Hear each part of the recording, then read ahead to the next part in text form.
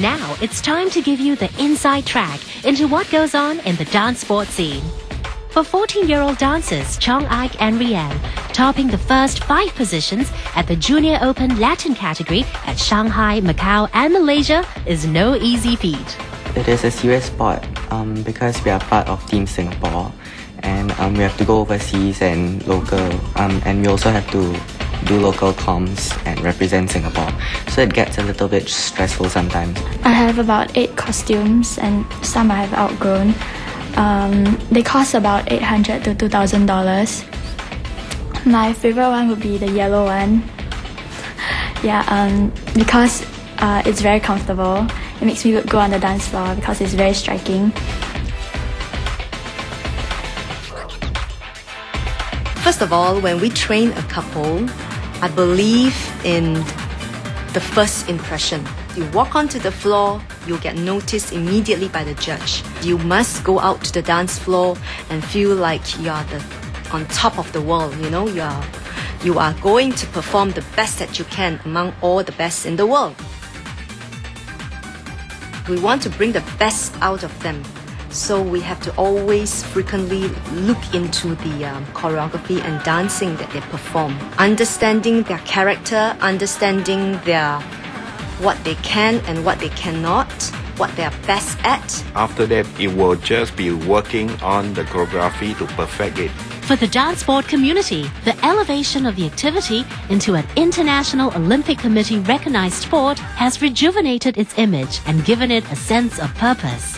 For these dancers, it's no longer just a labor of love. It has become a part of their lives, feeding on the adrenaline rush that performing on a competitive stage brings.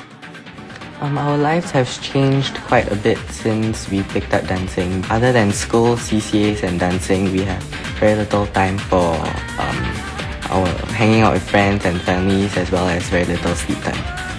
I've learned to be more confident, independent and disciplined.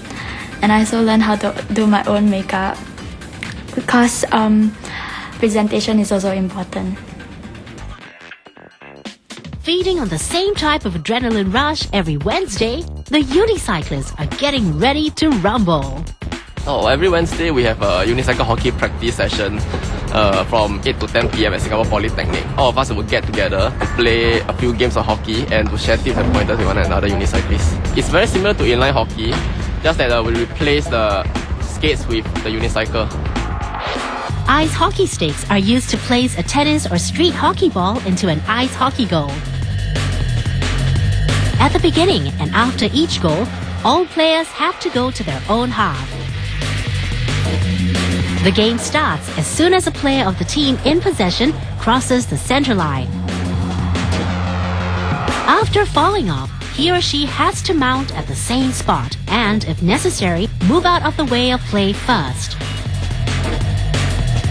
The upper end of the stick must always be covered with one hand to avoid injuries to other players.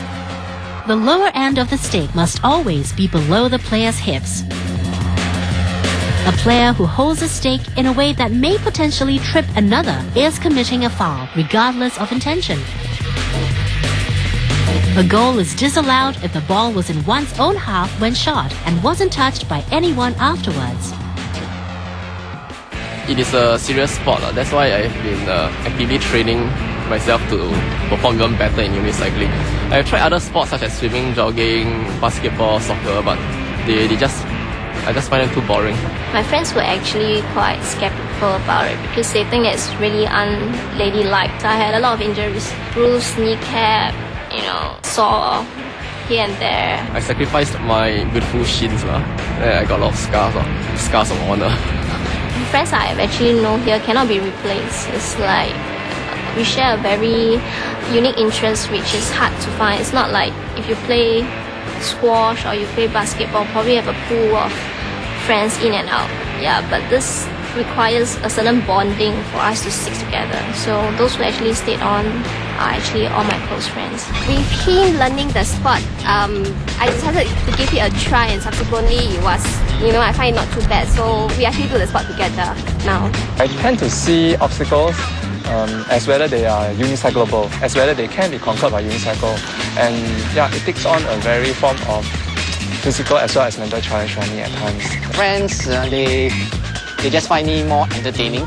I was entertaining, but more entertaining now. They always look forward when I am learning something new so that I can show them. I'm very popular with kids, not with girls, so too bad. The juggling community in Singapore is an eclectic mix between performers, magicians, and enthusiasts. I would say that a juggler is somebody who is willing to try the impossible and have fun while doing it. Juggling is, in a sense, practicing your moves to optimize your movement and to improve your posture and your execution. So, in comparison to that of a sportsman who practices to hone his art, is not much different. Basically come up with a routine, string together some tricks, and practice those tricks in that order, maybe to some music, and that'll be a good 10 to 15 minute performance there. Juggling has actually helped me to see life in general.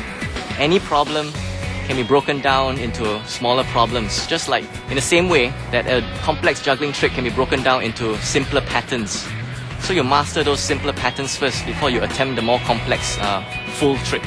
To learn a pattern is like solving a crossword puzzle. It's actually very satisfying. You try and think about, a complex pattern, you try and simplify it and you practice.